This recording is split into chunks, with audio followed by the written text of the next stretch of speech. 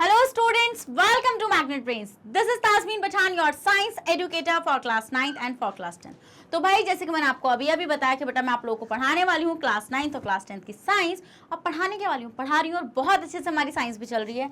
Students, आपको पता है कि मैग्नेट ब्रेन्स आपको हाई क्वालिटी कंटेंट प्रोवाइड कराता है बेटा। अगर आप लोग सीबीएसई बोर्ड से आते हैं, हम आपको केजी से लेके क्लास 12 तक की free of cost classes provide कराते हैं। और अगर आप लोग स्टेट बोर्ड से आते हैं, जैसे कि MP board, UP board, Bihar board, Delhi board and Rajasthan board, तो हम लोग आपको प्रोवाइड कराते हैं 6 से लेके क्लास 12 तक की free of cost classes. Students, अगर आपको e books and e notes चाहिए, उसका लिंक भी आपको हमारे डिस्क्रिप्शन बॉक्स में मिल जाएगा, तो जाइए और जल्दी से जाकर उसको ग्रैब कर लीजिए। और आप हमें फॉलो कर सकते हैं through YouTube, Facebook, Instagram, Twitter, Telegram and WhatsApp. इन सब के थ्रू आप हमें जल्दी से फॉलो भी कर लीजिए, क्योंकि आपको पता है कि magnet brains is the only platform in India जो आपको free of cost conceptual clarity के साथ एजुकेशन प्रोवाइड करा रहा है बेटा। तो इस चीज़ के लिए आप बहुत ज़्यादा ब्लेस्ड हैं, एंड मैं चाहती हूँ कि आप सब फ्रेंड्स को भी बता दीजिए मैग्नेट ब्रेन्स के बारे में, जिससे जो बच्चा अफोर्ड कर भी रहा है, नहीं भी अफोर्ड कर पा रहा है बेटा, वो फ्री ऑफ कॉस्ट पढ़ पाए। क्योंकि क्यों ही पैसा खर्च करना है कहीं पर, जब आपको इतनी अच्छी क्वालिटी कॉन्टेंट फ्री में मिल रहा है। तो स्टूडेंट्स, बहुत बातें हो गई हैं, सो भाई विदाउट एनी फर्दर डिले शुरू करते हैं आज का धमाकेदार सेशन, जिसके अंदर हम लोग डिस्कस करेंगे बेटा assertion and reason based questions. तो we have discuss the multiple choice question of this chapter, and if you have missed that video and students don't worry, the link is given in the description box, go and check there. And so आज का हमारा topic रहेगा assertion and reason based question का। तो आज इस chapter के assertion and reason based question को देखेंगे और क्या कर लेंगे, उसको अच्छी तरीके से मास्टर भी कर लेंगे। तो लेट्स स्टार्ट द सेशन बेटा, चलिए। तो वही रहता है मेरा पैटर्न कि आपको कुछ 30 या 35 क्वेश्चंस के अराउंड दिए जाएंगे, और उन क्वेश्चंस को आपको अच्छे से डील करना है। और उन क्वेश्चंस को जब आप डील करते हैं बेटा, तो आपकी कॉन्सेप्ट क्लैरिटी बिल्कुल टॉप पे चली जाती है। तो चलिए भाई देखते हैं बेटा क्वेश्चन नंबर 1। तो वही होता है ना, असर्शन इज समथिंग जो काफ़ी स्ट्रॉन्ग मतलब आपने बात बोली है, स्टेटमेंट दिया है, और रीज़न उसकी वजह, मतलब कि आप वो बात क्यों बोल रहे हैं, ठीक है। तो असर्शन पढ़ते क्योंकि लगा दीजिए, क्योंकि मतलब कि बिकॉज आप ऐसा इसलिए बोल रहे हैं, ठीक है। तो एकदम से अगर वो रीजन सही पर फिट हो गया, तो मतलब कि वो आपका स्टेटमेंट आपको मिल ही जाते हैं यहाँ पे, और हम लोग कर लेंगे फिर उसको।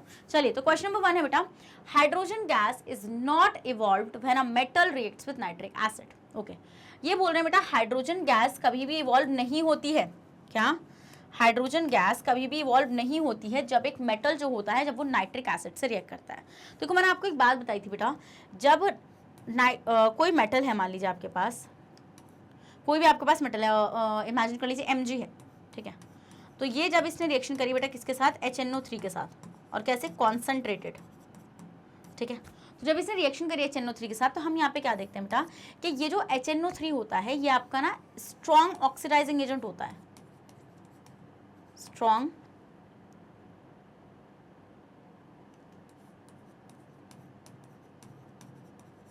ऑक्सीडाइजिंग एजेंट होता है आपका।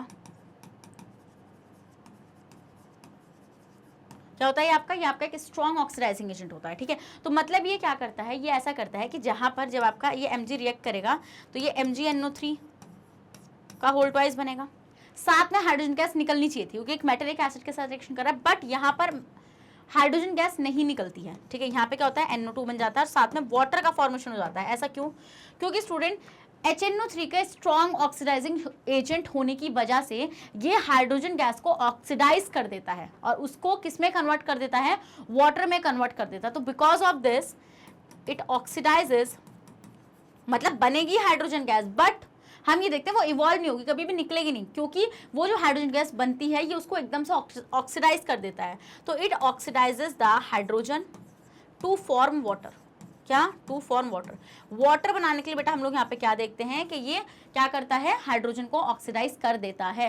तो इसका मतलब कि ऐसा क्यों हुआ, क्यों हाइड्रोजन गैस यहाँ पे इवॉल्व नहीं हो पा रही है, क्योंकि HNO3 आपका क्या होता है बेटा, स्ट्रॉन्ग ऑक्सीडाइजिंग एजेंट होता है। और इस चीज का डिस्कशन मैंने आपसे किया था जब मैंने आपको इसकी केमिकल प्रॉपर्टीज पढ़ाई थी, जहां पर मैंने आपसे बोला था कि जब एक मेटल एसिड से रिएक्ट करता है, तब वो क्या करता है बेटा, तब वो बनाता है वहां से क्या, आपकी हाइड्रोजन गैस का फॉर्मेशन वो करता है। बट HNO3 में मैंने आपको केस बताया था कि ये कभी भी हाइड्रोजन गैस नहीं इवॉल्व करने देता, क्योंकि स्ट्रॉन्ग ऑक्सीडाइजिंग एजेंट होता है, और ये उस हाइड्रोजन गैस को वाटर में ऑक्सीडाइज कर देता है। समझ में आया? चलिए, आप इतने का स्क्रीनशॉट ले लो बेटा, पहले लो जरा, इतने का ले लिया, लो ले लिया, ठीक है। तो अब इसका रीजन पढ़ेंगे, ऐसा क्यों, क्योंकि मतलब बिकॉज, तो because nitric acid is a strong oxidising agent, क्योंकि नाइट्रिक एसिड जो होता है बेटा वो आपका एक स्ट्रॉन्ग ऑक्सीडाइजिंग एजेंट होता है। तो मतलब कि मैम यहाँ पर असर्शन भी सही है और यहाँ पर रीजन भी सही है, और reason is a correct explanation for the assertion. तो the answer will be A. Answer क्या हो जाएगा बेटा? आंसर आपका ए हो जाएगा। क्या आपको पहला क्वेश्चन चमका? अगर आपको पहला क्वेश्चन चमक चुका है बेटा, इसी बात पर रेड हार्ट कमेंट करिए और जल्दी से सेशन को भी लाइक करिए। चलिए चलिए आगे बढ़े। Okay, let's move to next question. ठीक है, तो आते हैं बेटा नेक्स्ट क्वेश्चन, क्वेश्चन नंबर 2। तो असर्शन है highly reactive metals are obtained by electrolytic reduction. Okay, ये बोल रहे हैं जो हाईली रिएक्टिव मेटल्स होते हैं बेटा आपके, वो इलेक्ट्रोलाइटिक रिडक्शन से ऑब्टेन होते हैं। जैसे कि एग्जांपल हम लोग लेते हैं यहाँ पे, आपको पता है ना इलेक्ट्रोलाइटिक रिडक्शन क्या है? याद है आपको? इलेक्ट्रोलिसिस याद है? नहीं है? याद होगा बिल्कुल। मैंने आपको बताया था बेटा, यहाँ पर आप क्या कर सकते हैं, जो हाईली रिएक्टिव मेटल्स होते हैं बेटा, उनके मोल्टन क्लोराइड्स में से आप उनको ऑब्टेन कर सकते हैं थ्रू द इलेक्ट्रोलिसिस। तो उसमें आपको क्या करना होता है, उसमें आपको यहाँ पे आप उसका मोल्टन क्लोराइड लेना होता है। जैसे मान लीजिए एक हाईली रिएक्टिव मेटल की अगर बात चली रही है, तो सोडियम को कैसे ना याद किया जाए? तो इसमें यहाँ पे सोडियम को याद करते हैं। सोडियम आपको कैसे ऑब्टेन होता है बेटा? हम लोग यहाँ पे मोल्टन NaCl लेते हैं, मोल्टन NaCl, और जब हम यहाँ से ऐसे करंट वगैरह पास कराते हैं बेटा, तो ये आपकी इलेक्ट्रोड्स हैं। यहाँ पे ये है एनोड और ये है आपकी कैथोड। क्या है? ये आपकी कैथोड, ये एनोड होती है और ये कैथोड होती है आपकी। ठीक है, तो हम यहाँ पे क्या देखते हैं बेटा, जो आपका NaCl होता है, जैसे ही आप यहाँ पे इलेक्ट्रोलिसिस करोगे इसका, तो ये Na पॉजिटिव और Cl नेगेटिव में टूट जाएगा। तो हम ये देखते हैं कि Na पॉजिटिव कहाँ पे डिपॉजिट हो जाता है बेटा? कैथोड पर, और ये आपका Cl नेगेटिव एनोड पर डिपॉजिट हो जाता है। तो इस तरीके से आपने sodium which is highly reactive metal, आपने उसको एक्सट्रैक्ट कर लिया, मतलब आपने उसको अलग से निकाल लिया। ठीक है, तो ये आपको पता है, ये आपको समझ में आता है। ठीक है मैम, तो मतलब असर्शन तो सही है। अब पढ़ेंगे रीजन, बिकॉज, ठीक है, because in the electrolytic reduction, ये बता रहे हैं इलेक्ट्रोलाइटिक रिडक्शन में metal is deposited at the cathode. बात बिल्कुल सही कह रहे हैं कि इलेक्ट्रोलाइटिक रिडक्शन के अंदर जो आपका मेटल होता है वो कैथोड पर डिपॉजिट होता है। बिल्कुल सही बात बोली है यहाँ पर। ठीक है, बट एक बात बताइए, क्या ये इसका करेक्ट एक्सप्लेनेशन है? Reason is not the correct explanation for the assertion here. वहां पे बात चल रही थी कि आप रिएक्टिव मेटल को रिडक्शन से इजीली अलग कर लेते हैं। ठीक है, तो आपको बताना चाहिए था क्यों कर लेते हैं ऐसा, कि भाई वो ज्यादा केमिकली एक्टिव होते हैं तो आप उनको इजीली केमिकली नहीं निकाल सकते, है ना? तो स्टूडेंट मतलब कि इसका आंसर होगा बी, मतलब जहां पर असर्शन और रीजन दोनों ही सही है अपने आप में, but reason is not the correct explanation for the assertion. समझ में आया? स्क्रीनशॉट ले लो। अरे यार सेशन समझ में आ रहा है तो रेड हार्ट कमेंट करने को किसने मना किया है? हाँ, रेड हार्ट भी कमेंट कर देते तो मैम को बहुत ज़्यादा अच्छा लग जाता। हाँ, कर दो जल्दी से रेड। अब आते हैं बेटा नेक्स्ट क्वेश्चन, क्वेश्चन नंबर 3, और देखते हैं क्वेश्चन नंबर 3 क्या कह रहा है। असर्शन है bronze is an alloy of copper and tin. Bronze के बारे में काफी सुना होगा, मेटल्स मतलब के मेडल भी मिलते हैं इनके। तो ब्रॉन्ज आपका कॉपर और टिन का अलॉय है। बिल्कुल सही बात बोलिए बेटा, ये कॉपर और टिन का अलॉय होता है यहाँ पे। बिकॉज अब रीजन पूछेंगे, because alloys are heterogeneous mixture. बेटा अलॉयज हेट्रोजिनस मिक्सचर्स नहीं होते हैं, अलॉय मिक्सचर होते हैं होमोजिनस। ठीक है, क्या होते हैं आपके? होमोजिनस मिक्सचर होते हैं, जिसमें हम क्या करते हैं, मेटल्स और मेटल्स को मिलाते हैं, और इवन आप नॉन मेटल्स को भी यहाँ पे ऐड कर सकते हैं। जैसे कि स्टील, आप देखते हैं वहाँ पे हम लोग कार्बन को ऐड कर देते हैं आयरन के साथ, स्टेनलेस स्टील क्रोमियम और निकल को ऐड कर देते हैं आयरन के साथ। ठीक है, तो मतलब कि यहाँ पे असर्शन तो सही है बेटा, बट रीजन यहाँ पे गलत हो जाएगा। ठीक है, असर्शन सही रहेगा आपका, बट रीजन क्या हो जाएगा बेटा आपका? यहाँ पे रीजन आपका गलत हो जाएगा। ठीक है, आपको ये चीज़ याद रखनी है कि अलॉय जो होंगे आपके, क्या जो आपको अलॉय होंगे, ये आपके होमोजिनस होंगे। क्या होंगे बेटा? ये आपके होमोजिनस मिक्सचर्स होंगे। समझ में आ गया? स्क्रीनशॉट लो, जल्दी से लो इसका स्क्रीनशॉट। ले लिया स्क्रीनशॉट? ठीक है, तो आंसर क्या हो जाएगा? आंसर हो जाएगा सी। आंसर क्या हो जाएगा? सी। नेक्स्ट क्वेश्चन पे मूव करते हैं। नेक्स्ट बेटा आपका क्वेश्चन नंबर 4, और देखते हैं क्वेश्चन नंबर 4 हमारा क्या कह रहा है। असर्शन है zinc oxide is amphoteric in nature. Okay, ये बोल रहे हैं जिंक का जो ऑक्साइड होगा बेटा वो एम्फोटेरिक होगा नेचर में। देखो आपके दिमाग में अगर ये कोई डाउट आ रहा है किसी के भी कि भाई जो जिंक है हमारा, वो जिंक हमारा मेटल है। क्या जिंक हमारा मेटल है? ये आपको पता है ये चीज़, तो जिंक मेटल है। तो आप ये मत सोचना, जैसे आपको ये चीज़ पता होगा कि जो आपके मेटल के ऑक्साइड्स होंगे, जो आपके मेटल के ऑक्साइड्स होते हैं बेटा, वो आपके कैसे होते हैं? वो आपके जल्दी बताइए, बेसिक होते हैं नेचर में। बट वो खाली अकेले बेसिक नहीं होते, जैसे एल्यूमिनियम और जिंक, इन दोनों के ऑक्साइड एम्फोटेरिक होते हैं, बेसिक एंड एम्फोटेरिक। तो बेसिक तो आपको पता है, एम्फोटेरिक ऐसे ऑक्साइड्स होंगे जो एसिड और बेस दोनों के साथ रिएक्ट कर जाएंगे, मतलब कि they can behave as acid as well as base. तो ये सही बोल रहे हैं कि जिंक ऑक्साइड जो होता है बेटा आपका वो एम्फोटेरिक होता है नेचर में, क्योंकि जिंक ऑक्साइड बेस और एसिड दोनों के साथ रिएक्शन कर जाता है। तो मतलब इसका आंसर क्या होगा बेटा? इसका आंसर होगा ए, क्योंकि असर्शन भी सही है, रीजन भी सही है कि भैया जिंक ऑक्साइड एम्फोटेरिक है। क्यों है एम्फोटेरिक? क्योंकि वो एसिड और बेस दोनों से रिएक्ट कर जाता है। ईजी है, इजी है या नहीं है इजी, जल्दी से बताइए, है ना इजी। चलिए स्क्रीनशॉट ले लीजिए आप इसका। तो ये कभी भी आप कंफ्यूजन आपके दिमाग में नहीं आना चाहिए कि अगर कोई आपको घपलाने की भी कोशिश करे यहाँ पे कि मतलब कि जो मेटल के ऑक्साइड्स होते हैं वो बेसिक होते हैं या सिर्फ बेसिक होते हैं, नहीं, सिर्फ बेसिक नहीं होते हैं, दे आर द सब मेटल्स जिनके ऑक्साइड्स एम्फोटारिक होते हैं। क्या होते हैं बेटा, जिनके ऑक्साइड्स एम्फोटारिक होते हैं। समझ में आ गया वाला पॉइंट? अगर समझ में आ गया तो इसी बात पर रेड हार्ट कमेंट कर देते हैं और सेशन को भी लाइक कर देते हैं। अब आते हैं बेटा नेक्स्ट क्वेश्चन नंबर 5। तो क्वेश्चन नंबर 5 है बेटा assertion magnesium chloride is an ionic compound. Okay, ये बोल रहे हैं जो मैग्नीशियम क्लोराइड होता है बेटा ये आपका एक आयोनिक कंपाउंड होता है। तो MgCl2, ठीक है, MgCl2 ये आयोनिक कंपाउंड बोला है इन्होंने। तो देखो आयोनिक कंपाउंड कौन से कंपाउंड होते हैं, पहले तो आपको ये पता होना चाहिए। आयोनिक कंपाउंड्स ऐसे कंपाउंड्स होते हैं जिनमें प्रेजेंट होता है आयोनिक बॉन्ड। और आयोनिक बॉन्ड किनके बीच में बनता है, ठीक है, ये ऐसे कंपाउंड है जिनके बीच में आयोनिक बॉन्ड है। और आयोनिक बॉन्ड किनके बीच में बनता है बेटा, आयोनिक बॉन्ड बनता है मेटल्स एंड नॉन मेटल्स के बीच में। मेटल्स एंड नॉन मेटल्स जो आपके सामने कंपाउंड आपको गिवन है, आप उसमें देखो कि उसके अंदर जो 2 एलिमेंट गिवन है उसमें से अगर एक मेटल हुआ और एक नॉन मेटल हुआ देन ये आपका आयोनिक कंपाउंड है। तो देखो Mg is the metal, Cl is the, chlorine is the non metal. तो मतलब यस मैम ये बात बिल्कुल सही है कि MgCl2 आपका एक आयोनिक कंपाउंड है, ठीक है, सही बात है। Okay, because metal and non metal react by mutual transfer of electron, क्योंकि ये बोल रहे हैं यहाँ पे हम देखते हैं कि मेटल और नॉन मेटल इलेक्ट्रॉन का ट्रांसफर करते हैं फॉर श्योर। जैसे कि बेटा MgCl2 का अगर मैं आपको फॉर्मेशन थोड़ा सा बताऊं तो Mg जो होता है इसका इलेक्ट्रॉनिक कॉन्फिगरेशन होती है 282। क्यों 282? क्योंकि इसका एटॉमिक नंबर होता है 12, ठीक है। और क्लोरीन की बात करेंगे तो क्लोरीन का एटॉमिक नंबर होता है 17 और इसकी इलेक्ट्रॉनिक कॉन्फिगरेशन होती है बेटा 287। तो इसका मतलब हम लोग यहाँ पे क्या चीज़ ऑब्जर्व करते हैं बेटा, हम लोग यहाँ पे ये चीज़ ऑब्जर्व करते हैं कि Mg के पास यहाँ पे 2 इलेक्ट्रॉन एक्स्ट्रा है या नहीं है। मतलब अगर ये उनको डोनेट कर देगा तो Cl मतलब कि Cl को तो 1 इलेक्ट्रॉन ही चाहिए, ये अगर इनको डोनेट कर देगा अपने इलेक्ट्रॉन्स को तो भैया ये स्टेबल हो जाएगा।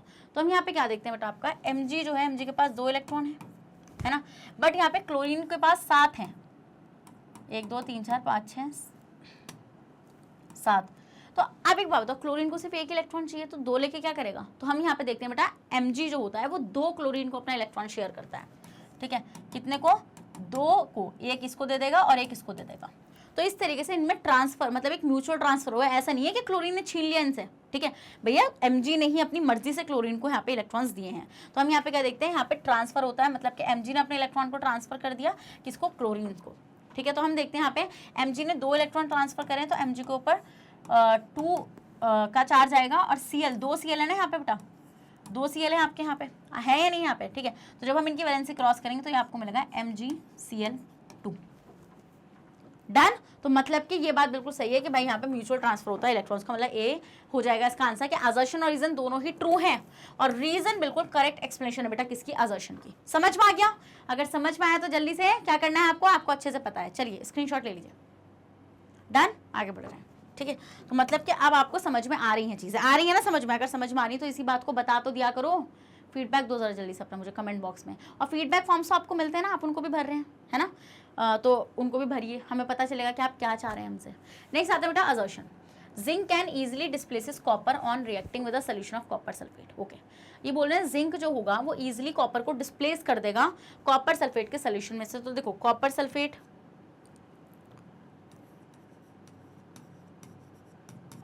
की रिएक्शन जिंक से हो रही है, मतलब आपने कॉपर सल्फेट के सोल्यूशन में जिंक को डाल रखा है। तो हम ये देखते हैं बेटा it is bluish in colour, ठीक है। तो हम ये देखते हैं ये जिंक जो होगा ये इस कॉपर को यहाँ से डिस्प्लेस करके बना लेगा zinc sulphate which is colourless and साथ में आपका कॉपर रिलीज हो जाएगा। तो ये आपका ब्लू कलर का था, ये कॉपर मतलब जैसे हमें पता कैसे चला, कलर चेंज हुआ है, यहाँ पे ये ब्लू था और ये कलरलेस हो गया। तो मतलब कि भाई जिंक ने डिस्प्लेस कर दिया कॉपर को और हम ये देखेंगे जिंक के ऊपर कॉपर का डिपोजिशन आपको मिल जाएगा, ठीक है। ओके, तो इसका मतलब मैम ये तो हमें समझ में आ गया, बट ऐसा किया कैसे इसने बेटा? ऐसे इसलिए इसने किया क्योंकि आपको पता है कि कोई भी मेटल किसी मेटल के सॉल्ट में से, क्या कोई भी मेटल किसी मेटल के सॉल्ट में से उस मेटल को तब ही डिस्प्लेस कर पाएगा तब वो जब वो मेटल ज़्यादा रिएक्टिव हो। इसका मतलब कि जिंक ने अगर कॉपर को यहाँ पे डिस्प्लेस करा है तो जिंक को ज़्यादा रिएक्टिव होना पड़ता, मोर रिएक्टिव, मतलब जिंक को क्या होना पड़ेगा बेटा? ज़्यादा रिएक्टिव होना पड़ेगा। और यही होता है बेटा, रिएक्टिविटी सीरीज याद करो। और आप देखो please stop calling me a zebra, instead zebra zinc. और नीचे आना जरा हाइड्रोजन के बाद, हाउ कॉपर सेव्स गोल्ड, तो वो तो हाइड्रोजन के बाद आता है, मतलब कि जिंक बहुत ऊपर है कार्बन वो कॉपर से। तो इसका मतलब हम यहाँ पे क्या देखते हैं कि जिंक जो होता है वो कॉपर को इजीली डिस्प्लेस कर जाता है, बिकॉज जिंक जो है आपका यहाँ पे ये आपका हाईली रिएक्टिव है, हाईली वो लिख दिया मैंने वहाँ पे, ठीक है, हाईली रिएक्टिव है than copper, more reactive than copper. तो मतलब इसका रीजन क्या होना चाहिए, वो ऐसा क्यों कर पा रहा है, क्योंकि जिंक ज्यादा रिएक्टिव है। चलिए तो असर्शन तो सही है, तो copper is more reactive metal as compare to zinc. Okay, ये बोल रहे कॉपर ज्यादा रिएक्टिव है, बेटा इनसे बोलो रीजन अपना बंद कर दीजिए, क्योंकि रीजन आपका गलत है, ठीक है। तो मतलब असर्शन तो सही है, रीजन कब सही होता है बेटा, जब ये यहाँ पे लिखते हैं कि zinc is more reactive than copper. तो मतलब आंसर क्या हो जाएगा बेटा, इसका आंसर हो जाएगा आपका assertion is true C and reason is false, reason is false. समझ में आ गया, आया नहीं समझ में आया, जल्दी से बताओ, स्क्रीनशॉट ले लो आप इसका। ओके डन, नेक्स्ट क्वेश्चन पे मूव कर जाऊं, बिल्कुल कर सकती हूँ, ठीक है। क्वेश्चन नंबर 7 है बेटा आपका, असर्शन है zinc carbonate is heated strongly in presence of air to form zinc oxide and carbon dioxide, ठीक है।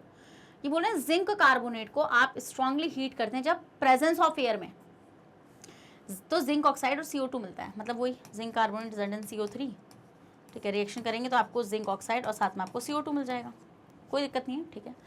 बिकॉज ऐसा क्यों होता है, कैल्सिनेशन, ओके आपको पता है बेटा, मैंने आपको बताया था कैल्सिनेशन एक ऐसा प्रोसेस होता है जिसमें हम लोग कार्बोनेट्स को बर्न करते हैं, ठीक है, और वहाँ से उनके ऑक्साइड्स को ऑब्टेन करते हैं। जैसे मैंने आपको एग्जांपल बताया था CaCO3, तो CaCO3 को जब आप करेंगे लाइमस्टोन को तो आपको मिलेगा यहाँ पे कैल्शियम ऑक्साइड और साथ में CO2। बट कैल्सिनेशन एक ऐसा प्रोसेस है जहाँ पे इन मेटल के कार्बोनेट्स को आपको एब्सेंस ऑफ एयर में हीट कराना पड़ता है। क्या ये आपका calcination is a process in which a carbonate ore is heated strongly in absence of air, क्या इन एब्सेंस ऑफ एयर, जिससे आपके उनके मेटल का ऑक्साइड्स में कन्वर्ट हो सके। तो इसका मतलब मैम यहाँ पर ये जो बात है तो इनका असर्शन तो फॉल्स है। क्यों बोलेंगे अब आप बोलेंगे क्यों, मतलब रीजन सही है बिल्कुल, क्योंकि कैल्सिनेशन में हम लोग मेटल का ऑक्साइड ऑब्टेन ही जब कर पाते हैं जब आप उस कार्बोनेट को एब्सेंस ऑफ एयर में बर्न करते हो। बेटा उसमें ध्यान से अब देखो, zinc carbonate is strongly heated in presence of air, तो ये तो जिंक कार्बोनेट है, तो मतलब ये तो कैल्सिनेशन हो रहा है ना, तो कैल्सिनेशन कभी भी एयर के प्रेजेंस में होता ही नहीं है। कैल्सिनेशन कब होता है बेटा, हमेशा एब्सेंस में होता है। तो मतलब आंसर क्या हो जाएगा बेटा, आंसर हो जाएगा इसका डी, जहाँ पर असर्शन फॉल्स है इसका, बट रीजन इसका बिल्कुल सही है, ठीक है। समझ में आगे वाला पॉइंट। चलिए तो अगर आप इन रिएक्शन का लेना चाहते हैं स्क्रीनशॉट तो आप ले सकते हैं, तो answer will B D, done. Okay next आते हैं बेटा क्वेश्चन नंबर 8 और देखते हैं हमारा क्वेश्चन नंबर 8 क्या कह रहा है। असर्शन है zinc become dull in moist air, ठीक है, जिंक जो होगा वो डल हो जाएगा मॉइस्ट एयर में। ऐसा क्यों होगा, देखो सिंपल सी बात है, वो इसलिए डल होगा क्योंकि वहाँ पर एक ऑक्साइड की लेयर बन जाएगी, और जैसे ऑक्साइड की लेयर बन जाएगी उसकी वजह से हम देखेंगे कि मेटल का जो लस्टर वाली जो प्रॉपर्टी थी वो चली गई, है ना। So zinc is coated by a thin film of its basic carbonate in moist air. तो हम ये देखते हैं बेटा यहाँ पर क्या होता है कि जिंक जो होगा वो क्या करेगा, वो रिएक्शन कर लेगा मॉइस्चर में, मतलब कि एयर के अंदर जो प्रेजेंट आपके CO2 वगैरह होगी उनसे रिएक्शन करके क्या बना लेगा, जिंक कार्बोनेट बना लेगा। और इसको बेसिक क्यों बोला गया बेटा, क्योंकि आपको पता है मेटल के ऑक्साइड्स कार्बोनेट सब क्या होते हैं, बेसिक होते हैं, ठीक है। तो हम यहाँ पे क्या देखते हैं, जिंक क्यों डल हो जाता है, because of the formation of a zinc carbonate on it surface. और जिंक कार्बोनेट के उसके सरफेस पर बनने की वजह से हम क्या देखते हैं बेटा वहाँ पर कि जिंक आपको डल नजर आता है। तो मतलब कि ये क्या हो जाएगा बेटा, इसका आंसर ए हो जाएगा, समझ गए। ओके नेक्स्ट आते हैं बेटा आपका क्वेश्चन नंबर 9 और देखते हैं क्वेश्चन नंबर 9 क्या कह रहा है। MgCl2 आपका एक कोवेलेंट कंपाउंड है, ओके अच्छा। नेक्स्ट रीजन है MgCl2 आपका गुड कंडक्टर होता है इलेक्ट्रिसिटी का इन मोल्टन स्टेट। यार एक बात बताओ, आप बोल रहे हो कि MgCl2 आपका कोवेलेंट कंपाउंड है और फिर आप दूसरी ही बात में बोल रहे हो कि ये गुड कंडक्टर है इलेक्ट्रिसिटी का। बेटा कोवेलेंट कंपाउंड तो गुड कंडक्टर्स होते ही नहीं है इलेक्ट्रिसिटी के, क्योंकि वो आयंस की फॉर्म में फ्री नहीं हो पाते। तो हम यहाँ पे क्या देखते हैं बेटा, पहली बात तो इनका असर्शन ही गलत है, क्योंकि अगर मैं MgCl2 को ध्यान से देखूंगी तो Mg एक मेटल है और क्लोरीन एक नॉन मेटल है। क्या Mg आपका एक मेटल है, क्लोरीन आपका एक नॉन मेटल है। तो इसके हिसाब से अगर मैं इसको देखूं तो मेटल और नॉन मेटल जब आपस में रिएक्ट करते हैं बेटा तब ये क्या बनाते हैं आपका, तब ये बनाते हैं आपका क्या, आयोनिक कंपाउंड। क्या बनाते हैं आपका, ये आपका बनाते हैं आयोनिक कंपाउंड। तो अगर ये आयोनिक कंपाउंड बना रहे हैं तो आप कैसे बोल रहे हैं कि ये कोवेलेंट कंपाउंड है। हम यहाँ पे देखते हैं बेटा, यहाँ पे ट्रांसफर होता है इलेक्ट्रॉन्स का, क्या होता है यहाँ पर इलेक्ट्रॉन का ट्रांसफर होता है। तो अगर ट्रांसफर होता है बेटा इलेक्ट्रॉन्स का, यहाँ पर ट्रांसफर ऑफ इलेक्ट्रॉन्स अगर यहाँ पर हो रहा है तो ये किस तरह से कोवेलेंट कंपाउंड बना लेंगे, क्योंकि कोवेलेंट कंपाउंड में तो म्यूचुअल शेयरिंग होती है ना इलेक्ट्रॉन्स की, शेयर आपस में दोनों को शेयर होता है, वो मतलब दोनों का हिस्सा रहता है उसमें। बट इसमें अपनी मर्जी से मेटल डोनेट कर देता है नॉन मेटल को, ठीक है, तो मतलब इनका असर्शन गलत है, क्योंकि MgCl2 आपका कोवेलेंट कंपाउंड नहीं होता, ये आपका आयोनिक कंपाउंड होता है। और इसी वजह से इन्होंने रीजन में ये बात लिखी है कि MgCl2 गुड कंडक्टर है इलेक्ट्रिसिटी का, क्योंकि आपको पता है बेटा जब आप इसको वाटर में डिसॉल्व करोगे MgCl2 को, तो ये आपका एक मिनट, तो ये आपका Mg2+ और Cl नेगेटिव में ब्रेक डाउन हो जाएगा, और ये फ्री आयंस हैं, और जब ये फ्री आयंस हैं बेटा तो फ्री आयंस इलेक्ट्रिसिटी कंडक्ट करा देते हैं, तो ये इलेक्ट्रोलाइट्स हैं, फ्री आयंस इलेक्ट्रिसिटी कंडक्ट करा देते हैं, इसलिए आप देखेंगे MgCl2 आपका इलेक्ट्रिसिटी कंडक्ट कराएगा इन मोल्टन स्टेट, ठीक है, जब आप इसको मोल्टन स्टेट में रखेंगे। तो इसका मतलब कि इसका क्या है भाई, इसका असर्शन तो फॉल्स है, मतलब कि इसका आंसर होगा डी, बट रीजन इसका सही है। क्या, असर्शन तो फॉल्स है बेटा, बट रीजन क्या हो जाएगा, रीजन इसका ट्रू हो जाएगा। समझ में आ गया, आगे समझ में। पहले आप उधर साइड का बेटा स्क्रीनशॉट ले लो, जल्दी से उधर साइड का स्क्रीनशॉट ले लो, ठीक है, डन, आगे बढ़े। ओके, लेट्स मूव अहेड, ठीक है। नेक्स्ट बेटा क्वेश्चन नंबर 10, और देखते हैं हमारा क्वेश्चन नंबर 10 क्या कह रहा है। असर्शन है anodizing is a method to prevent metal from corrosion. Okay, ये बोल रहे हैं एनोडाइजिंग एक ऐसा मेथड होता है जिसमें आप जो मेटल होता है उसको कोरोजन से बचा सकते हैं। बिल्कुल सही बात है। कोरोजन क्या होता है बेटा, कोरोजन होता है कि जहाँ पर आपका जो मेटल होता है वो स्लोली ईटन अप होता रहता है because of the formation of oxides, है ना। तो हम यहाँ पे देखते हैं कि इस तरीके से आपको ये कोरोजन होता है। जैसे मैंने आपको बताया था आयरन का जो मेटल होता है बेटा वो कोरॉड होता रहता है, बहुत ज़्यादा उसका कोरोजन होता है, जिसको हम बोलते हैं रस्टिंग ऑफ आयरन। तो उसमें हम क्या देखते हैं, जो आयरन होता है वो मॉइस्चर से रिएक्ट कर जाता है और बना लेता है आयरन का ऑक्साइड, हाइड्रेटेड आयरन ऑक्साइड। तो इसका मतलब ये आपका ऐसा कोरोजन चलता रहता है। अब एनोडाइजिंग बेटा मैंने आपको बताया था, एनोडाइजिंग एक ऐसा प्रोसेस होता है बेटा जिससे आप मेटल को बचा सकते हैं कोरोजन से। बट एनोडाइजिंग में क्या होता है, एनोडाइजिंग में होता है बेटा, आपको पता है एल्यूमिनियम मेटल के बारे में आपसे बात करी गई थी, उसमें मैंने आपको बताया था कि जो एल्यूमिनियम मेटल होता है बेटा हमारा, वो क्या करता है, वो रिएक्शन मतलब शुरू में जैसे बिल्कुल ताज़ा एल्यूमिनियम जो होगा वो रिएक्ट कर जाएगा किससे, और ऑक्सीजन से, और ऑक्साइड एल्यूमिनियम ऑक्साइड बना लेगा। बट हम ये देखते हैं कि वो एल्यूमिनियम ऑक्साइड बहुत ही ज़्यादा हाईली रेजिस्टेंट होता है टू द कोरोजन, मतलब क्या फर्दर एल्यूमिनियम मेटल जो होगा वो रिएक्ट नहीं करेगा ऑक्सीजन से। तो मतलब एक तरीके से उस एल्यूमिनियम ऑक्साइड के लेयर बनने की वजह से जो फर्दर एल्यूमिनियम था वो बच गया, है ना, वो तो डिग्रेड नहीं होगा ना। तो इसका मतलब ये एक अच्छी प्रॉपर्टी है एल्यूमिनियम की, जिसकी वजह से हम देखते हैं कि एल्यूमिनियम का फर्दर कोरोजन होने से बच जाता है। बच जाता नहीं बच जाता, बिल्कुल बच जाता है, फर्दर कोरोजन उसका नहीं हो पाता। तो इसका मतलब यहाँ पर आप देखेंगे एल्यूमिनियम के ऊपर थिक कोट चढ़ाने के लिए हम लोग एनोडाइजिंग वाले प्रोसेस को करते हैं, ये बात मैंने आपको पढ़ाई भी थी। अब इसका रीजन देखेंगे, रीजन है मतलब असर्शन तो सही है बिल्कुल, anodizing is a process of coating iron with a layer of zinc. बेटा रीजन गलत है, आंसर आपको पता है, assertion true and reason false. अब आप सोचेंगे मैम रीजन क्यों गलत है, भाई देखो ना यहाँ पे क्या लिखा उसने, एनोडाइजिंग जिंक के साथ होता ही नहीं है, एनोडाइजिंग में तो एल्यूमिनियम का खेल है सारा का सारा। तो मतलब ये चीज़ गलत हो जाएगी। ये चीज़ सही कब होती है, जब यहाँ पे ये बोलते हैं गैल्वनाइजेशन। क्या आपको पता है बेटा, गैल्वनाइजेशन के अंदर ही हम लोग देखते हैं कि हम लोग आयरन के ऊपर जिंक की कोटिंग चढ़ाते हैं, एंड इस प्रोसेस को हम लोग बोलते हैं गैल्वनाइजेशन प्रोसेस। क्या बोलते हैं, गैल्वनाइजेशन प्रोसेस। बट यहाँ पे इन्होंने एनोडाइजिंग लिखा है बेटा, इसलिए रीजन गलत हो जाएगा, क्योंकि आयरन पे अगर आप जिंक चढ़ा रहे हैं तो उस प्रोसेस को हम गैल्वनाइजेशन बोलते हैं, एनोडाइजिंग नहीं बोलते हैं। मतलब क्या आंसर क्या हो जाएगा बेटा, आंसर हो जाएगा सी। तो आंसर विल बी सी। समझ में आ गया, यस मैम समझ में आ गया। नेक्स्ट क्वेश्चन देखें। ओके, नेक्स्ट क्वेश्चन बेटा आपका क्वेश्चन नंबर 11, और देखते हैं क्वेश्चन नंबर 11 क्या कह रहा है। असर्शन है the reaction of calcium with water is less violent in comparison to that of sodium. ठीक है, ये बोल रहे हैं बेटा जो कैल्शियम की रिएक्शन होती है वाटर के साथ वो लेस वायलेंट होती है in comparison to that of sodium. Okay done, ठीक है मैम, कि कैल्शियम जो होता है वाटर से कम तेजी से रिएक्ट कर पाता है, क्योंकि आपको पता है बेटा, अगर आपको मेरी रिएक्टिविटी सीरीज याद है, देखो जितनी भी रिएक्टिविटी है, मतलब अगर आपसे कोई बोल रहा है ये मेटल तेजी से रिएक्ट कर रहा है या ये मेटल मतलब कि कम तेजी से रिएक्ट कर रहा है, तो सारा का सारा खेल बेटा किसका है, रिएक्टिविटी सीरीज का है। और वो रिएक्टिविटी सीरीज में मैंने आपको एक बात बताई थी, क्या थी वो बात ये थी आपकी रिएक्टिविटी सीरीज। उस रिएक्टिविटी सीरीज में मैंने आपको ये चीज़ बताई थी बेटा कि आपकी जो मैंने आपको कुछ एलिमेंट्स बताए थे, जैसे कि प्लीज़ एक ट्रिक बताई थी मैंने आपको, उस ट्रिक का नाम क्या था, please stop calling me a zebra, please stop calling me a zebra, instead try to learn how copper saves gold. तो इस ट्रिक में मैंने आपको बताया था, ऊपर प्लीज में potassium, sodium, calcium, magnesium, aluminium, zinc, iron, tin, lead, hydrogen, copper, saves में Ag है ना, एंड गोल्ड Au। आता है समझ में इतना? ओके मैम, आता है इतना समझ में। तो अब ये बोल रहे हैं कि कैल्शियम वाटर से रिएक्ट कर पा रहा है कम वॉयलेंटली एज कम्पेयर टू सोडियम। आप देखो सोडियम कहाँ आता है और कैल्शियम कहाँ आता है, तो सिंपल सी बात है भाई, सोडियम ऊपर आता है तो मतलब वो वाटर से ज्यादा तेजी से रिएक्शन करेगा। बिल्कुल सही बात है असर्शन आपका, because the heat evolve is not sufficient for the hydrogen to catch fire. ठीक है, अब ये बोल रहे हैं कि देखो जब कैल्शियम वाटर के साथ रिएक्शन होती है बेटा, वहां पर जो हाइड्रोजन गैस इवॉल्व होती है, आपको पता है ना कैल्शियम वाटर के साथ रिएक्शन कर रहा है तो यहाँ से बनेगा कैल्शियम हाइड्रोक्साइड और साथ में आपका हाइड्रोजन गैस इवॉल्व होगी। तो देखो इतनी विग्रसली रिएक्शन नहीं होती है, तो यहाँ पर जो हाइड्रोजन गैस बनती है बेटा ये फायर को कैच नहीं कर सकती। बट अगर यही सेम रिएक्शन सोडियम के साथ हो रही होती ना, तो इतनी तगड़ी हीट इवॉल्व होती कि ये हाइड्रोजन गैस उस फायर को ही कैच कर जाती और एकदम से पॉप साउंड, एक धमाका सा होता है, एक्सप्लोजन होता। तो इसका मतलब इसका आंसर क्या हो जाएगा बेटा, इसका आंसर हो जाएगा आपका ए। असर्शन भी सही है और रीजन भी सही है, और रीजन बिल्कुल करेक्ट एक्सप्लेनेशन है कि कैल्शियम जो होता है वो लेस वायलेंटली रिएक्ट करता है वाटर से एज कंपेयर टू सोडियम। क्योंकि अगर सोडियम यहाँ पे रिएक्शन कर रहा होता ना तो सोडियम इसमें आग लगा देता, ठीक है, हाइड्रोजन गैस में, हाइड्रोजन गैस पॉप पॉप करके फट जाती।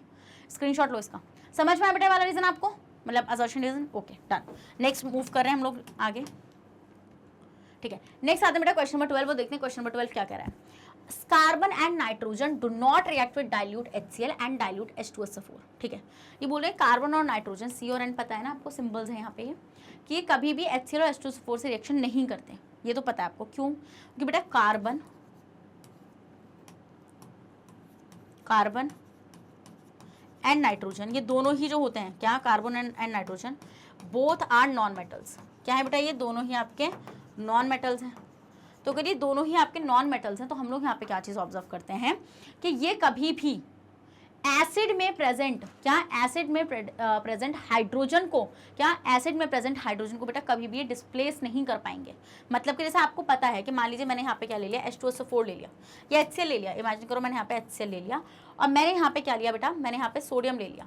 तो हम ये देखते हैं बेटा सोडियम जो होता है वो इस हाइड्रोजन को डिस्प्लेस करता है और तब जाके इसकी जगह लेता है और NaCl बनाता है और ये H2 के फॉर्म में अलग हो जाता है। हाइड्रोजन हो जाता है, नहीं हो जाता है? यस मैम हो जाता है। तो ये काम मेटल्स कर पा रहे हैं रिएक्टिविटी सीरीज की वजह से। बट हम ये देखते हैं कि कार्बन नाइट्रोजन दोनों ही नॉन मेटल्स होने की वजह से इनकी इतनी एबिलिटी नहीं है कि ये एसिड में प्रेजेंट, क्या, एसिड में प्रेजेंट हाइड्रोजन को डिस्प्लेस करते हैं, ऐसा ही नहीं कर पाते हैं। तो ऐसा क्यों होता है? Because metal do not react with HCl and dilute H2SO4। ठीक है, ये बोल रहे हैं मेटल्स कभी भी HCl और H2SO4 के साथ रिएक्ट नहीं करते। अरे भाई क्या बोल रहे हो, ये दिखाया नहीं मैंने रिएक्शन आपको।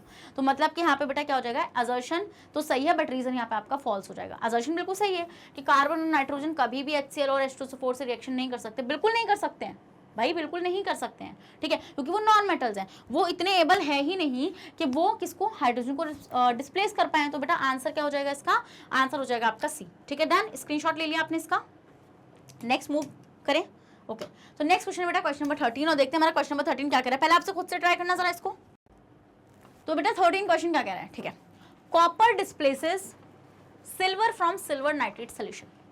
ये बोल रहे हैं कॉपर जो होगा बेटा वो सिल्वर को डिस्प्लेस कर देगा फ्रॉम सिल्वर नाइट्रेट सोल्यूशन। तो लेट्स सी क्या कहना चाह रहे हैं। ये कहना चाह रहे हैं कि आपके पास कॉपर है और आपके पास सिल्वर नाइट्रेट का सोल्यूशन है, मतलब कि AgNO3 है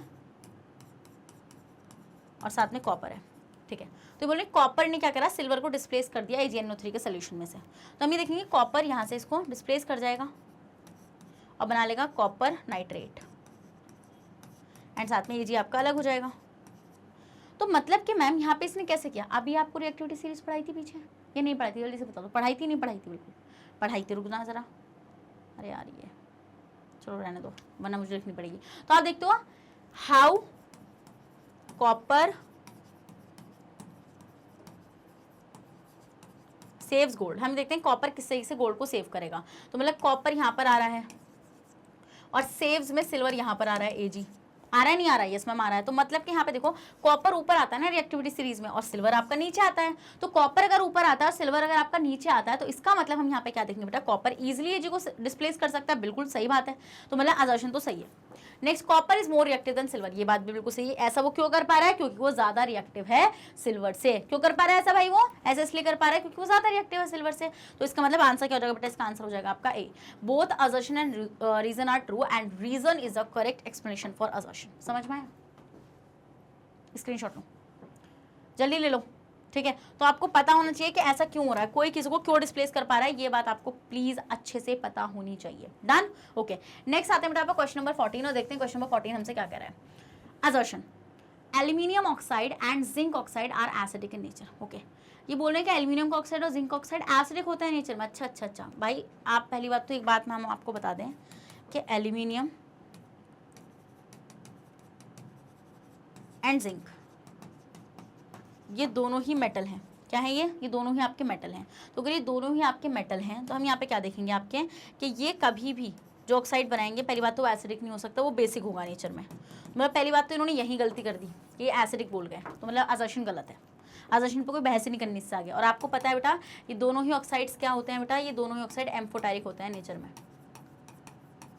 और एम्फोटेरिक ऑक्साइड्स क्या होते हैं, एम्फोटेरिक ऑक्साइड्स होते हैं जो एसिड और बेस दोनों की तरह बिहेव करते हैं, ठीक है, मतलब जिनके पास दोनों कैरेक्टर्स होते हैं। तो मतलब आंसर क्या हो जाएगा बेटा, आंसर हो जाएगा इसका डी, क्योंकि बेटा आपका असर्शन तो गलत है और रीजन देखो, रीजन बिल्कुल सही है।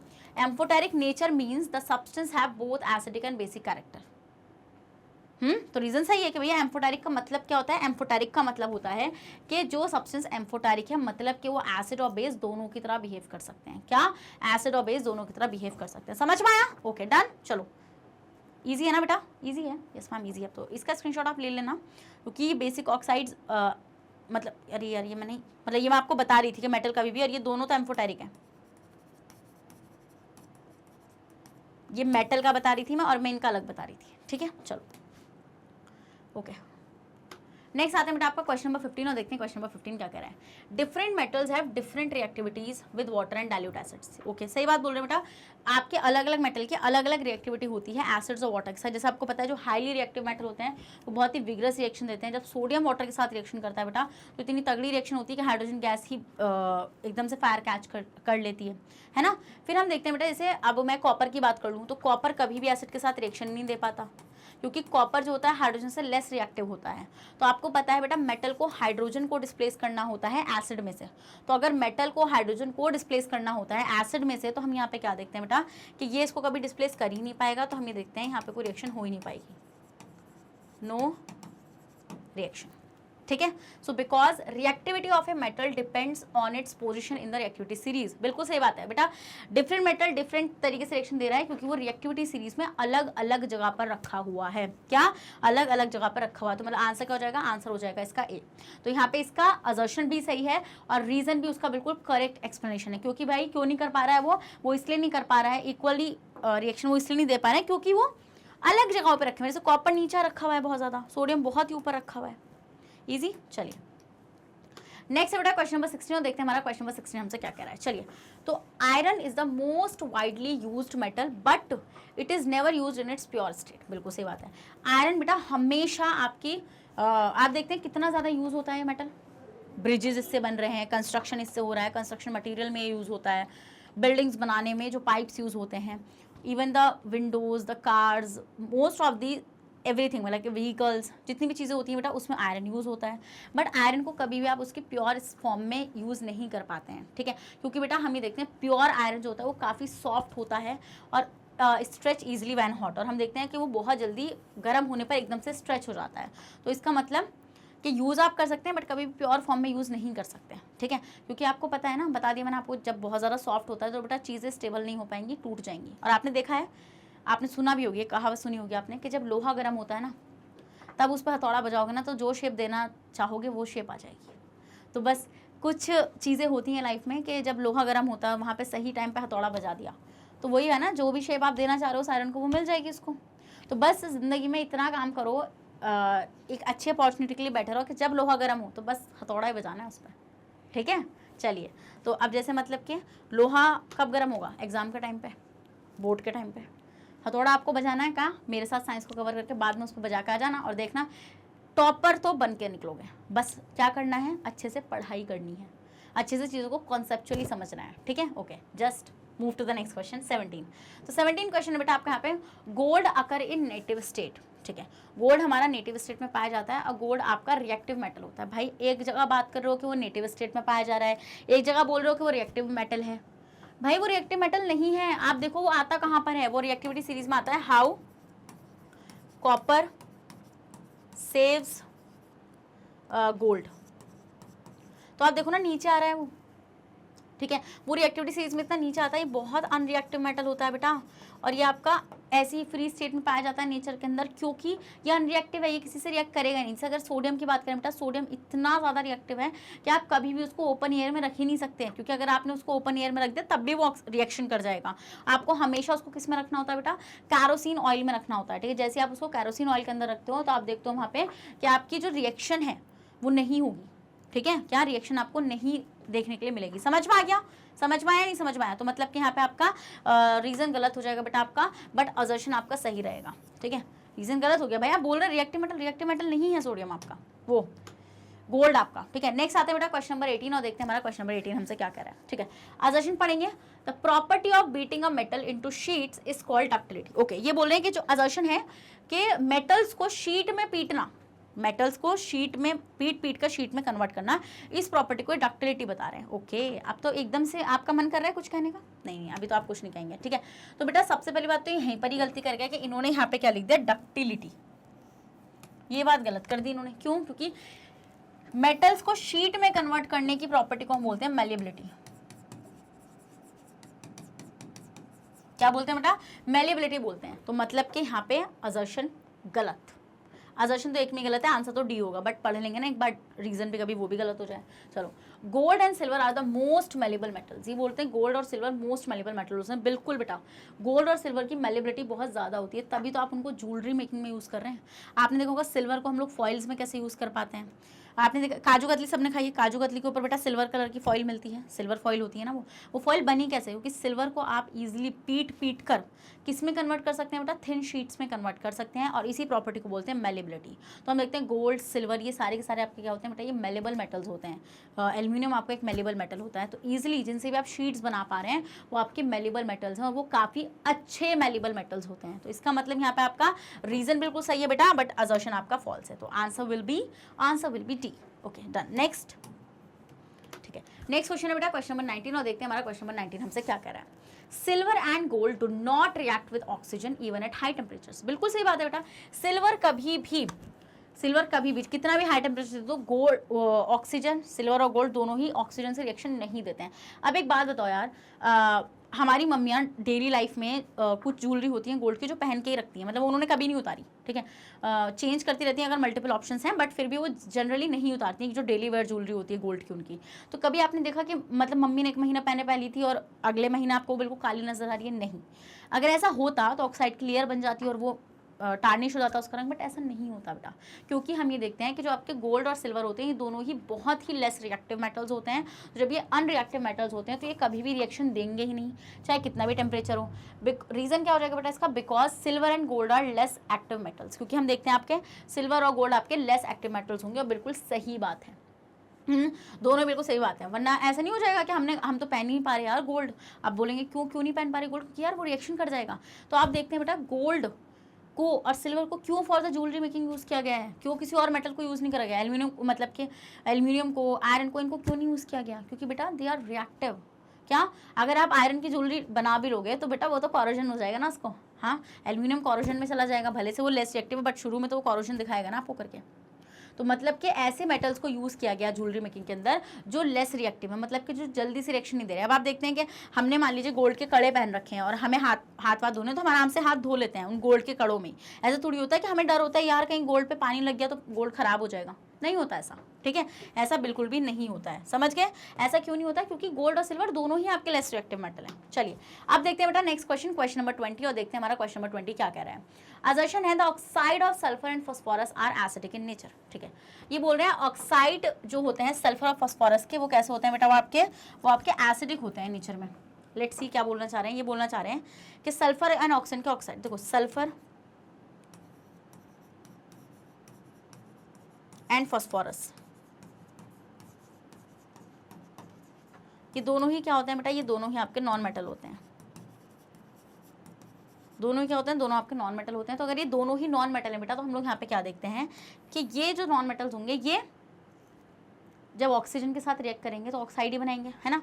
तो इनके जो ऑक्साइड्स होते हैं ना, नॉन मेटल के जो ऑक्साइड्स होते हैं बेटा, ये एसिडिक होते हैं नेचर में।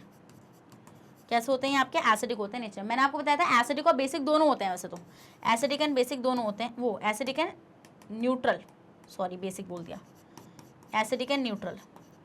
तो हम ये देखते हैं बेटा न्यूट्रल में सिर्फ आपके पास 4 ऑक्साइड्स होते हैं नॉन मेटल के, वो कौन से हैं आपके, नो, को, नास, हुआ, ठीक है। ये आपके 4 ऐसे ऑक्साइड होते हैं बेटा जो कैसे होते हैं, जो आपके न्यूट्रल होते हैं, जो कैसे होते हैं, जो न्यूट्रल होते हैं। और जितने भी रिमेनिंग ऑक्साइड्स होंगे वो सारे के सारे एसिडिक होंगे नेचर में। तो इसका मतलब बात बिल्कुल सही कही है, metal oxides are basic in nature, ठीक है। ये बोल रहे हैं मेटल के जो ऑक्साइड्स होते हैं बेटा वो आपके कैसे होते हैं नेचर में, वो बेसिक होते हैं। ये बात बिल्कुल सही है, पर मुझे एक बात बताइए, क्या इसका करेक्ट एक्सप्लेनेशन है? हाँ, क्या इसका करेक्ट एक्सप्लेनेशन? बात चली थी नॉन मेटल की, आप पहुंच गए कहाँ पे, मेटल्स पे। तो मतलब कि बात तो सही है कि मेटल के ऑक्साइड्स कैसे होते हैं बेटा, बेसिक या फिर एम्फोटेरिक। जैसे जिंक और एल्यूमिनियम, इन दोनों के जो ऑक्साइड्स होते हैं वो कैसे होते हैं, वो आपके एम्फोटेरिक होते हैं नेचर में। कैसे होते हैं, एम्फोटेरिक, ठीक है। तो मतलब बात बिल्कुल सही है। तो आंसर क्या हो जाएगा बेटा, आंसर हो जाएगा इसका बी। असर्शन रीजन दोनों ही सही है, but reason is not the correct explanation for the assertion here. आप स्क्रीनशॉट ले लेते हैं तो हम आगे बढ़ जाते हैं। ले लिया, आगे बढ़े, ठीक है, ओके। नेक्स्ट बेटा आपका क्वेश्चन नंबर 21 और देखते हैं हमारा क्वेश्चन नंबर 21 हमसे क्या कह रहा है। तो क्वेश्चन नंबर 21 है assertion MgO exist in liquid state. Okay, MgO जो है आपका वो लिक्विड स्टेट में एग्जिस्ट करता है। तो the electrostatic force of attraction between Mg2+ and O2 constitute ionic bond. देखो सबसे पहले आपको ये पता करना पड़ेगा बेटा कि जो MgO है ये आयोनिक है या फिर ये कोवेलेंट है, ठीक है। आपको ये चीज़ पता करनी पड़ेगी MgO क्या है। तो देखो MgO को अगर हम ध्यान से देखें तो Mg is the metal here and oxygen is the non metal here. तो ये मेटल और नॉन मेटल के बीच में जो बॉन्ड बन रहा है, क्या मेटल और नॉन मेटल के बीच में जो बॉन्ड बन रहा है बेटा यहाँ पर, ये होगा आपका आयोनिक बॉन्ड। होगा नहीं होगा? कैसे बनेगा बेटा, ये ऐसे बनेगा कि आपके पास जो Mg है और जो ऑक्सीजन है, तो Mg का जो इलेक्ट्रॉन मतलब के जो एटॉमिक नंबर होता है वो होता है 12, और इसकी इलेक्ट्रॉनिक कॉन्फ़िगरेशन कितनी होती है बेटा, इसकी 2 8 2। और ऑक्सीजन के एटॉमिक नंबर की बात करेंगे तो होता है आपका 8, और इसकी इलेक्ट्रॉनिक कॉन्फ़िगरेशन की बात करेंगे तो ये होगा आपका 2 और 6। तो इसका मतलब कि अगर Mg की आउटर मोस्ट शेल को ध्यान से देखा जाए तो उसके पास 2 इलेक्ट्रॉन एक्स्ट्रा है ना। बट अगर ऑक्सीजन के लास्ट वाले को देखा जाए, मतलब लास्ट इलेक्ट्रॉन को देखा जाए, आउटर मोस्ट को देखा जाए, तो उसके पास 2 इलेक्ट्रॉन की कमी हो रखी है। क्या 2 इलेक्ट्रॉन की कमी हो रखी है? तो इसका मतलब कि अगर Mg अपने 2 इलेक्ट्रॉन्स इसको दे दे तो इसके 8 इलेक्ट्रॉन्स हो जाएंगे, और दोनों के पास Mg के पास भी और ऑक्सीजन के पास भी 2 इलेक्ट्रॉन्स कंप्लीट हो जाएंगे। तो इसका मतलब Mg जो है उसके पास कितने इलेक्ट्रॉन है आउटर मोस्ट में, उसके पास 2 इलेक्ट्रॉन है आउटर मोस्ट में, और जो आपका क्या है बेटा, जो आपका ऑक्सीजन है उसके पास 2 इलेक्ट्रॉन की कमी हो रखी है। तो हम ये देखेंगे कि Mg जो होगा वो इनको अपने दोनों इलेक्ट्रॉन्स दे देगा, और यहाँ पे फॉर्मेशन हो जाएगा बेटा Mg के ऊपर कितना चार्ज आएगा, +2 का, क्योंकि भाई 2 इलेक्ट्रॉन की कमी हो गई अब उसके पास, अब प्रोटॉन ज़्यादा हो गया उसके पास। और ऑक्सीजन की बात करेंगे बेटा, ऑक्सीजन के पास 2 इलेक्ट्रॉन एक्स्ट्रा आ गए, ठीक है। तो यहाँ पे आपको कंपाउंड मिल जाएगा एक क्रॉस वैलेंस करके MgO, एंड इन दोनों के बीच में जो बॉन्ड बना है बेटा, this is the ionic bond, this is ionic bond. क्या हो जाएगा आपके पास, ये आपके पास आयोनिक बॉन्ड हो जाएगा। और आप देखेंगे जब आप इसको मोल्टन स्टेट में, जब आप इसको वाटर में डिसॉल्व करेंगे तो आप वहाँ पे क्या चीज़ ऑब्जर्व करेंगे कि ये आपके आयंस में डिसोसिएट हो जाएगा, और आयंस में डिसोसिएट होने की वजह से इलेक्ट्रिसिटी को ईजिली कंडक्ट करा सकता है, ठीक है। तो अब मतलब क्या असर्शन तो बिल्कुल सही है कि एक लिक्विड स्टेट में एग्जिस्ट करेगा, सही है असर्शन, बताना ज़रा बेटा। ये आयोनिक कंपाउंड है, आयोनिक कंपाउंड हमेशा सॉलिड क्रिस्टल्स के फॉर्म में एग्जिस्ट करते हैं, ठीक है। तो मतलब ये MgO जो होगा बेटा आपका, ये किस फॉर्म में एग्जिस्ट करेगा, सॉलिड क्रिस्टलाइन सॉलिड की फॉर्म में एग्जिस्ट करेगा, ये crystalline solid.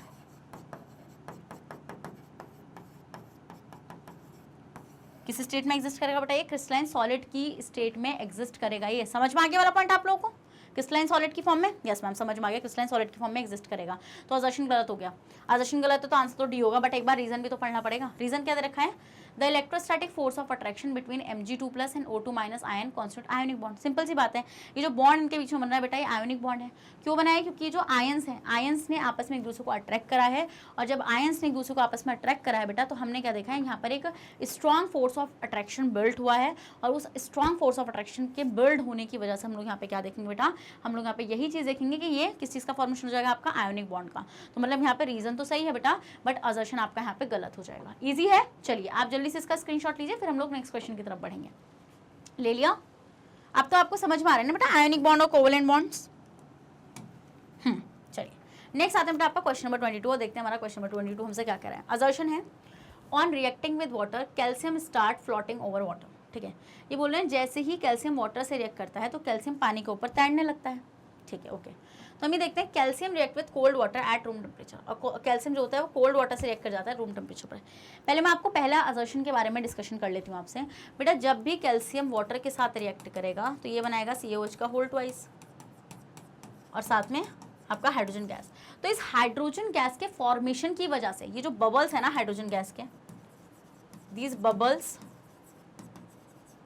Of hydrogen gas stick का मतलब होता है चिपक जाएंगे, stick to the surface of calcium, to the surface of calcium. जब कैल्शियम के सरफेस से बेटा चिपक जाएंगे तो हम वहाँ पे क्या देखेंगे, हम लोग वहाँ पे ये चीज़ ऑब्जर्व करेंगे कि कैल्शियम के सरफेस से चिपक गए, तो इसका मतलब जो आपका कैल्शियम है वो पानी के ऊपर फ्लोट करना शुरू कर देगा। क्या? पानी के ऊपर फ्लोट करना शुरू कर देगा। अब ये बोल रहे हैं, अब रीजन अगर पढ़ेंगे बिकॉज अब ये बोल रहे हैं calcium reacts with cold water. तो स्टूडेंट यहाँ पे आपका ये बात बिल्कुल सही है कि क्यों फ्लोट करेगा, ये बात बिल्कुल सही बोल रहे हैं, ये बात भी बिल्कुल सही है कि कोल्ड वाटर से रूम टेम्परेचर पर रिएक्ट कर जाएगा। But the point is this कि क्या ये इसका करेक्ट एक्सप्लेनेशन है?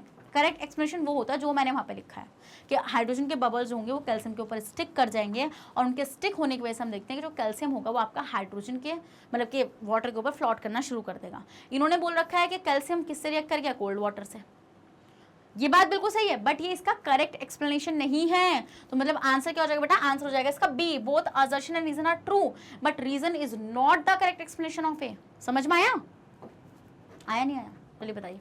अगर समझ में आ गया तो इसी बात पे जरा रेड हार्ट चमका देते तो मुझे बहुत अच्छा लगता। चलिए स्क्रीनशॉट ले लो बेटा इसका, 1 2 3 4 एंड 5 चलो चलो चलो ठीक है। अब आते हैं बेटा क्वेश्चन नंबर 23 और देखते हैं हमारा क्वेश्चन नंबर 23 हमसे क्या कह रहा है। Electrovalency of Na+1। ओके, जो इलेक्ट्रोवैलेंसी होती है बेटा, इलेक्ट्रोवैलेंसी आपको पता है ना, मतलब कि वैलेंस इलेक्ट्रॉन होते हैं जो वो दे पा रहा है, तो इसकी कितनी होती है? +1 होती है। Because the number of electrons which can atom either lose or gain in the formation of an ionic bond is known as valency. ये बात तो आपको पता है बेटा। वैलेंसी क्या होती है? वैलेंसी होती है, क्लास 9 में पढ़ी थी आपने वैलेंसी? पढ़ी थी? नहीं पढ़ी थी? कोई दिक्कत नहीं पढ़ी थी तो। वैलेंसी होती है बेटा किसी भी एटम के इलेक्ट्रॉन को डोनेट करने की क्या, या फिर लूज करने की जो टेंडेंसी होती है, या फिर गेन करने की जो टेंडेंसी होती है, इसी को हम लोग बोलते हैं बेटा वैलेंसी। इसी को हम लोग क्या बोलते हैं? इसी को हम लोग बोलते हैं वैलेंसी। तो जो सोडियम की इलेक्ट्रोवैलेंसी होती है वो कितनी होती है बेटा? वो 1 होती है। तो मतलब कि इसका आंसर क्या हो जाएगा बेटा? इसका आंसर हो जाएगा ए। बिल्कुल सही बात है।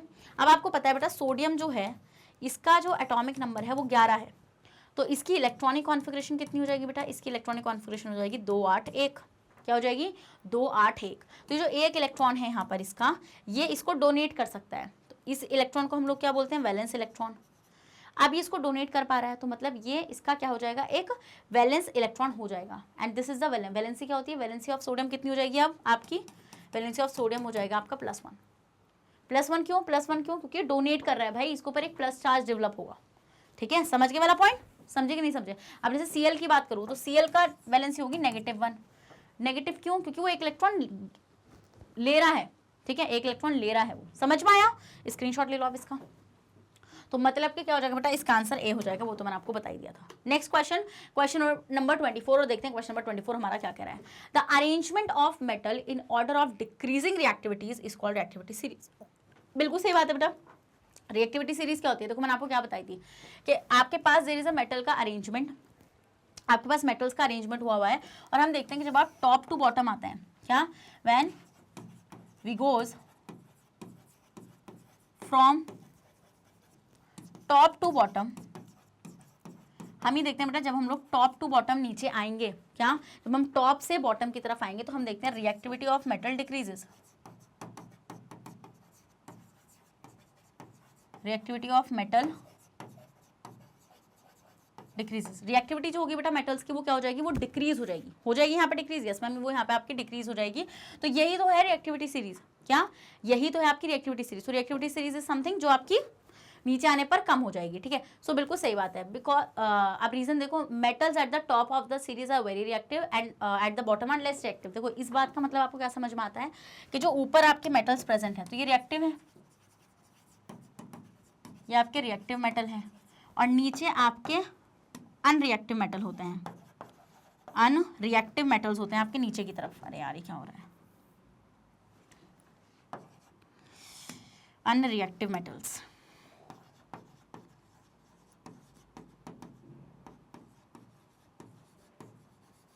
ठीक ठीक है, समझ में आ गया वाला पॉइंट। ऊपर होते हैं आपके रिएक्टिव मेटल्स और नीचे होते हैं आपके अनरिएक्टिव मेटल्स। ओके, समझ में आया। तो इसका मतलब इसका आंसर क्या हो जाएगा बेटा, इसका आंसर हो जाएगा बी। क्यों, अब आप बोलेंगे मैम बी क्यों? भाई ये बात बिल्कुल सही है कि रिएक्टिविटी, तो इसका आंसर ये होना चाहिए था कि जो ऊपर है मेटल, मतलब कि अरेंजमेंट के अकॉर्डिंग ऐसा काम हुआ है, ठीक है। तो हम यहाँ पे देखेंगे बेटा आपका कि ये इसका करेक्ट एक्सप्लेनेशन नहीं होगा, बट इसका असर्शन बिल्कुल सही है। डन, स्क्रीनशॉट ले लें, ठीक है। नेक्स्ट असर्शन है बेटा question number 25, non metals are electronegative in nature. Okay, ये बोल रहे हैं नॉन मेटल्स जो होते हैं इलेक्ट्रोनेगेटिव होते हैं नेचर में, because they have the tendency to lose the electrons. देखो आपको मैंने एक बात बताई थी बेटा मेटल्स के बारे में एंड नॉन मेटल्स के बारे में। क्या बताई थी वो बात ये थी कि जो आपके मेटल्स होते हैं बेटा ये इलेक्ट्रॉन डोनर होते हैं, मतलब ये इलेक्ट्रॉन डोनेट कर सकते हैं। क्या है ये आपके इलेक्ट्रॉन डोनर होते हैं। और जो आपके नॉन मेटल्स होते हैं बेटा ये आपके इलेक्ट्रॉन एक्सेप्टर होते हैं।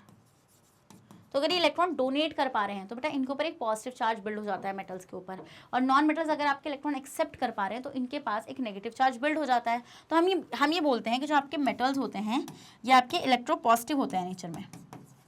क्या होते हैं ये आपके होते हैं इलेक्ट्रो पॉजिटिव इन नेचर। और बेटा ये जो आपके नॉन मेटल्स होते हैं ये होते हैं आपके इलेक्ट्रोनेगेटिव इन नेचर, इलेक्ट्रोनेगेटिव